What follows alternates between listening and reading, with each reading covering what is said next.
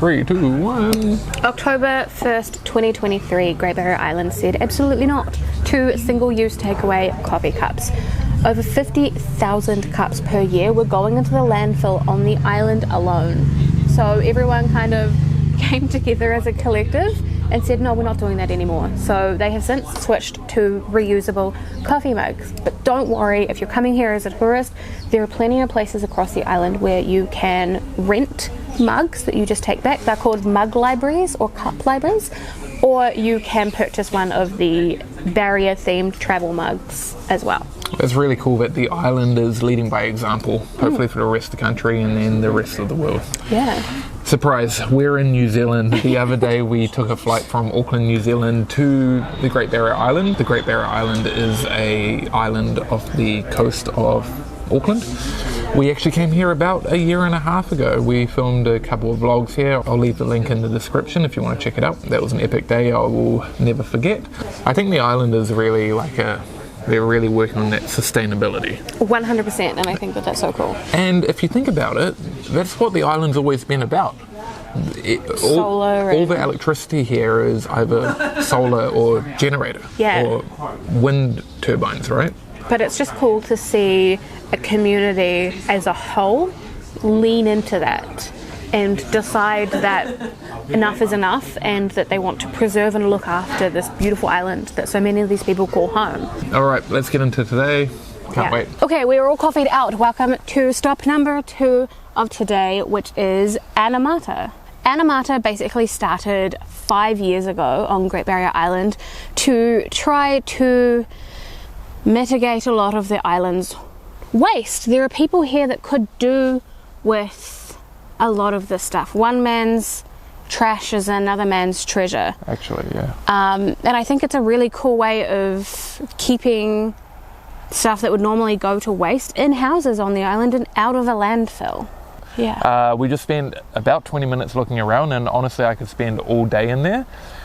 Just like an op shop, you can find secondhand goods, but what I mean by this place takes it a step further is they had things that an op shop probably wouldn't usually accept, such as random pipes and tubes for barbecues and stuff like that. Like all clothing was $3, some of the dresses were $5, but books for $1. They had a tool shed. Like literally everything, right? Everything. If you could furnish a house, pretty much, just off of Anamata. But it's also a recycling plant as well. So any like soft plastics or aluminium. Depending where you're from. No, it was debunked the other day. I think Americans skip a letter. Aluminum, but they miss an I. Really? Aluminium. I don't know about that. No. We're probably going to get criticised in the comments by Americans. In New Zealand we say aluminium. Our next stop of the day, we're going for a cheeky little drinky drink. What is the time? It's time for a drink. Okay, it's like 3:30. That's like 5 o'clock somewhere. Drink time. All right. Just as we're walking up the road into town here, we just walked past this little booth right here. This is actually a bus stop. Kids used to get dropped off here by the bus. Obviously it keeps you sheltered from the rain. But we wanted to show you guys, this is how the island gets their groceries. So they are all delivered in banana boxes. They come over by boat, and then there's a company that just kind of distributes your groceries across the island, and that's how you get your groceries. And no one would take them if they were delivered here? The groceries? Yeah. No, we just don't do that. Right. That's really cool. That's a bad human thing to do. Absolutely. In case you were curious, that's how the island gets their groceries. By far the best bottle shop on the island.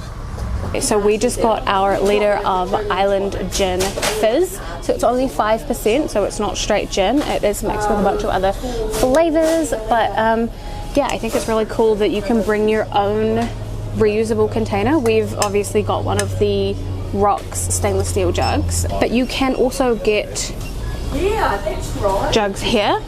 So if you want a little bit of memorabilia from the island to take back home with you if you're on holiday, that's an option as well. We'll go try this out front. Yeah, drinking in the car park. Reminds me of when I was 15. No, Ryan. Alright, you weren't joking. No, so yeah, if we seem stressed, it's because we have to walk in that But this is how many bottles that the Rocks Bottle Shop have saved from going into the landfill by providing a more sustainable option for coming and getting your beer and your gin fizz. So I think they're up to like 24,000 bottles have been saved from going into the landfill, and that's not even including the summer's count. We were just talking to the lovely owner inside, and she said she hasn't even done the summer's tally. So that is incredible. I'm getting rained on. That is incredible that many bottles have been saved. So if you were here like camping, Yeah. this is perfect. Just bring down a jug and you're good to go. Oh, it tastes very, wait, it tastes, hang on.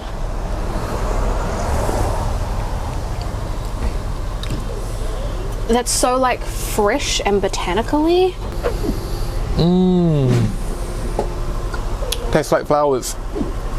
In a good way. And I like that it's watered down, you know, because I drank a lot of gin last week and I swore to myself I'd never drink gin again. Or I guess we're just sitting and drinking. Drinking in the car park. It's funny because we're not actually joking. We are just going to have to wait out the rain. Aw, are the sheep going to run at us? I'm scared. Are you scared? A little bit. If they see us, they're going to run at us. One's seen us. Running away from sheep is not on my list of things to do today. Those are the sheep. This is an electric fence. Well, I hope not. Ryan, the sheep are coming. Oh, fuck, please do not be electric. I'm scared of the sheep. Oh my god, quick, Ryan, faster. Don't film me. Don't film me. Haha. Suckers, you snooze, you lose. No eating of us today, thank you. I'll be right behind you. Wow. Let me show you. You have to be so quiet because if you disturb the bees, they will swarm you and you will get stung. And there's a freaking goose. What do gooses do? Chase you and bite you. Really? Yes. If you can't already tell, it is a different day. We, after what we did yesterday afternoon, we got so wrapped up in spending time with friends and family that we forgot to end the vlog and talk about what we had just done. So this is that. We found this beautiful garden. We met an amazing gentleman that is very passionate about his garden and protecting the birds, the bees and the trees. Yeah. There's over 20 different types of birds. 27 different birds. He's got 27 birds there? 20 different species of birds. Right. Yeah. And he has a lot of ducks. A lot of ducks. He had guinea fowl, he had geese, and yeah, as Ryan just said, little waddling ducks. He had chickens. How many different types of trees did he say there was? We asked. He has lost count. He said you get to a point where you just stop counting, but he had a bunch of like native species of trees, types of trees, strains of trees.